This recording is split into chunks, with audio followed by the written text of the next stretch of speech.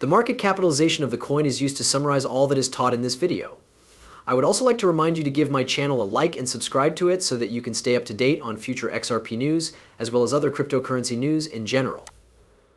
Taking a look at this Ripple news is the next step. In the XRP matter, SEC will convene a confidentiality meeting tomorrow. Assume that this is the final agreement? Wow, that is a good one. The United States Securities and Exchange Commission (SEC) and Ripple Labs have scheduled a meeting for tomorrow that will be held in strict confidence. We anticipate that the meeting will take place in the near future. To this end, there is a great deal of speculation over whether or not the Securities and Exchange Commission is considering the idea of reaching a settlement in order to bring the case to a conclusion. The information that was provided by Jack the Rippler, an investor who is in support of XRP, was used to create the agenda for the meeting that was held by the SEC. The processes of enforcement, the resolution of litigation claims, and the settlement of such claims are going to be some of the issues that will be explored. Within the walls of the SEC's offices in Washington, significant individuals, including commissioners, counsel to the commissioners, and secretaries, will be present at the meeting, which will be held in private and will be attended by just those individuals. In the case of SEC v. Ripple, it has been brought to our attention that a settlement has been reached. This information will be discussed in a private meeting that will take place on Thursday, July 18th at the headquarters of the Securities and Exchange Commission in Washington. It was Jack the Ripper. There are a considerable number of market participants and stakeholders who are of the opinion that a definitive settlement is on the horizon. Although Ripple predicts a ruling within the next few months, pro-XRP attorney Fred Rispoli recently forecasted that a verdict will be reached in July. Ripple feels optimistic about the outcome of the case. According to the verdict that was handed down by Judge Ana Elisa Torres in July 2023, programmatic sales of XRP do not in any way satisfy the requirements of the third prong of the Howey test. As a consequence of this, it did not appear that the transactions that were engaged in the sale of XRP to institutional investors were unregistered securities. On the other hand, Ripple was granted a ruling that classed XRP trading on exchanges as a non-security instrument.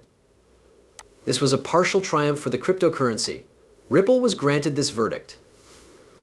The judge will be responsible for establishing the amount of the penalty that Ripple must pay for violating securities rules during the sale of XRP to institutions, despite the fact that this is the case.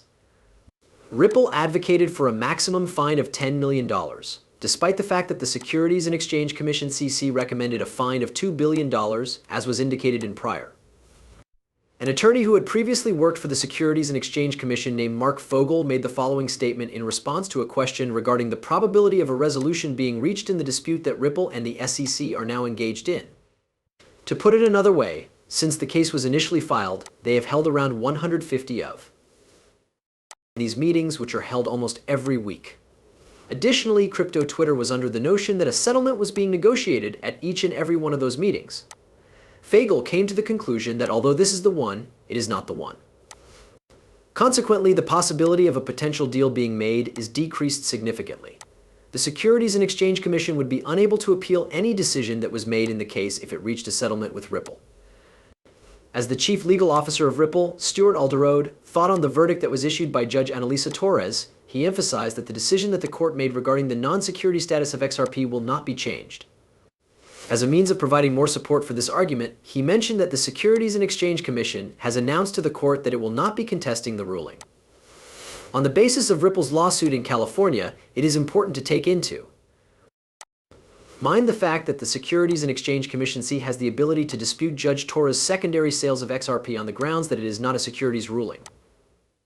The evidence that was supplied in our earlier post indicates that Judge Phyllis Hamilton has recommended that if XRP were to be traded on the retail market, it could be considered a security instead of a cryptocurrency.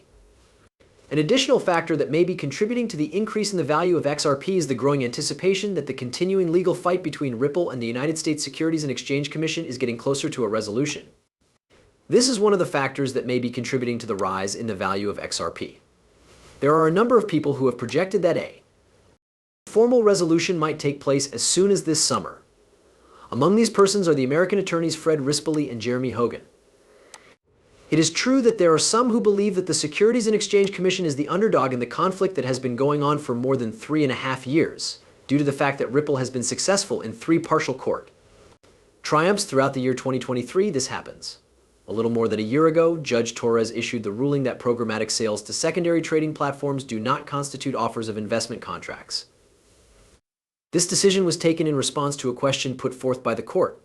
The price of XR dropped by more than 70% in a span of just a few hours just after the announcement was made.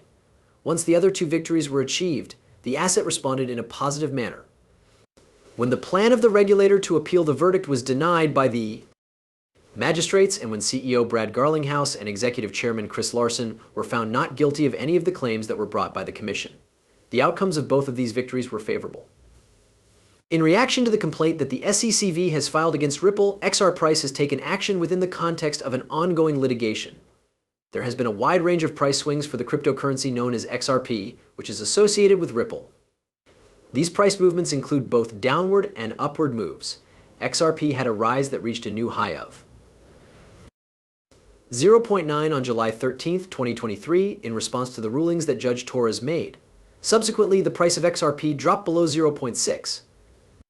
The initial reason for the retreat was the worries of investors that the Securities and Exchange Commission (SEC) would file an appeal against the ruling regarding programmatic sales. Regarding the ongoing battle between the two parties, this is the most recent offensive that has taken place.